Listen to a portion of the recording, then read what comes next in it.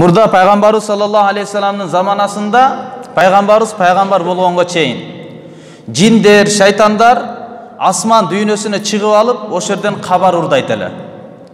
Вахий айтылат, тагдыр, кандай болот, эмне болот.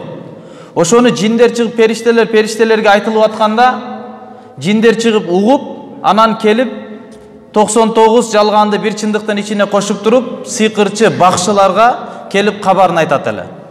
Алар анан элдердин башын айлантып, ушундай жиндер менен адамдардын ортосундагы мамиле өтө бекем болчу. Ошо заманан биринде жиндер караса эле тартип өзгөрүп кетти. Аламдын тартиби өзгөрүп кетти. Кандай?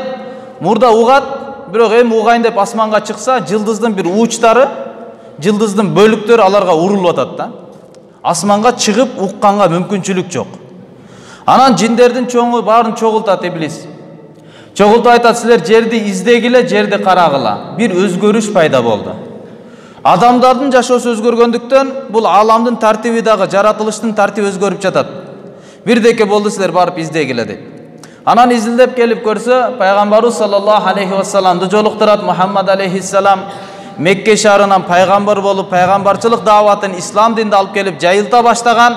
Ошону көрүп, пайгамбарыбыз Куран окуп атканын көрүп, инна сами'на Кур'анан ажаба, чындыгында биз өтө таңкаларлуу бир окула турган бир кыраатты бир Куранды уктук, адамдарга туура жолго багыттайт экен, биз ошону туура деп ага тастыктап иман келтирдик деп пайгамбардын Жин сүрөсүндөгү биринчи иман келтирген жиндердин тайпасы иман келтирип иблистин алдына келет.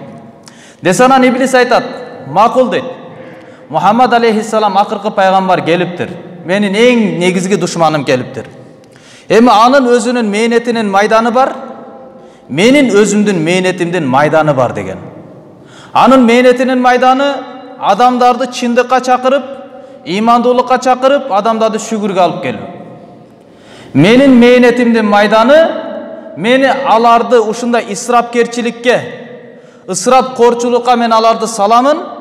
Алардын көпчүлүгүнү Алла шүгүр кылуучулардан деп таппай калат. Мен алардын баарына исрапкерчиликке саламын деген да.